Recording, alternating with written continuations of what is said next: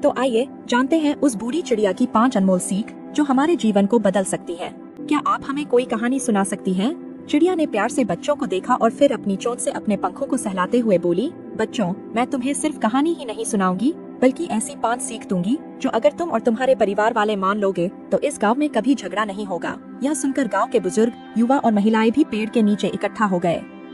सभी बड़े ध्यान से सुनने लगे। पहली सीख, क्रोध में कोई निर्णय मत लो। बूढ़ी चिड़िया ने गांव वालों को पहली सीख देने के लिए एक रोचक और ज्ञानवर्धक कहानी सुनाई। बहुत समय पहले की बात है। एक घने जंगल में 2 शेर भाई रहते थे। वे बहुत ही ताकतवर थे और उनकी दहाड़ से पूरा जंगल कांप उठता था।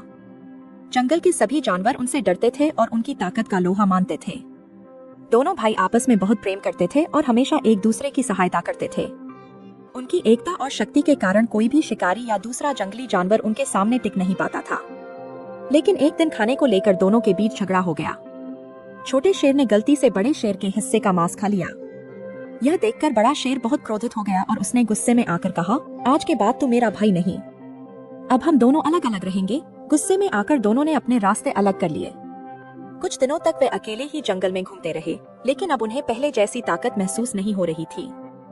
पहले जो जानवर उनसे डरते थे, अब वे उनका उपहास करने लगे थे। जब वे एक साथ रहते थे तो उनकी एकता और ताकत देखकर कोई भी उनके पास नहीं आता था, लेकिन अब वे अलग अलग और कमजोर हो गए थे। कुछ ही दिनों बाद एक शिकारी जंगल में आया।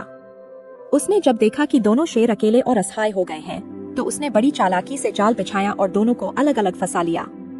यदि वे साथ होते तो वे शिकारी से आसानी से मुकाबला कर सकते थे, लेकिन अब वे उसकी चाल में फंस चुके थे।